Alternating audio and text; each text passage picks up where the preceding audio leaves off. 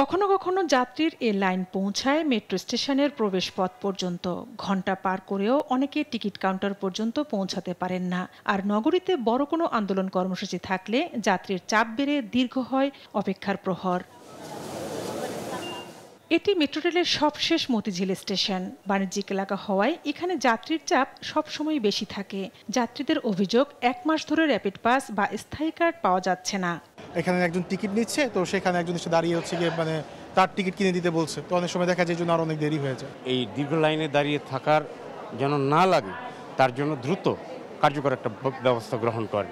আমরা কার্ডটা যেমন এখানে পাঞ্চ করছি, কিউআর কোডটা পাঞ্চ করলে অটোমেটিক সে আমার অ্যাকাউন্ট থেকে টাকা কেটে নেয়, ইভেন আমাকে অ্যাক্সেস দিয়ে দেয়। তো মোবাইল ব্যাংকিংয়ের আওতায় যদি এটা আনা যেত তাহলে এটা অনেক ভালো হতো সবার জন্য। বর্তমানে মেট্রো রেলে 3 ধরনের কার্ড ব্যবহার হয়। এর মধ্যে স্থায়ী কার্ড হিসেবে ব্যবহৃত হচ্ছে র্যাপিড ও এমআরটি পাস।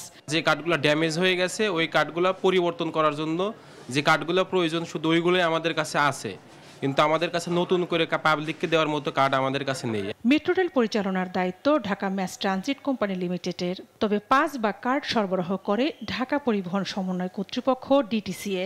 সংস্থাটির বিরুদ্ধে চাহিদা মতো কার্ড সরবরাহ করতে না পারার অভিযোগ থাকলেও নির্বাহী পরিচালক বলেন, যাত্রীদের একাধিক কার্ড কিনে রেখে দেওয়াও সংকটের কারণ। এভারেজ যদি আমাদের 4.5 লক্ষ হচ্ছে, টাচ হচ্ছে, কিন্তু বা এর বাইরে কিন্তু প্রায় 13 লক্ষ কার্ড আছে যেগুলো ইউজ হচ্ছে না। তো এই জন্য আর কি পরিকল্পিত ডিস্ট্রিবিউশনের একটা ব্যাপার আছে। সবশেষ গেল মার্চে 2.5 লাখ কার্ড দেয়া হলেও এরই মধ্যে বিক্রি শেষ। অক্টোবরের প্রথম সপ্তাহে আরও 2.5 লাখ কার্ড হাতে এলে সংকট কেটে যাবে বলে মনে করেন নির্বাহী পরিচালক। অনেক কার্ড যখন বিক্রি হয়ে যাবে তখন হয়তো আর এটা থাকবে না।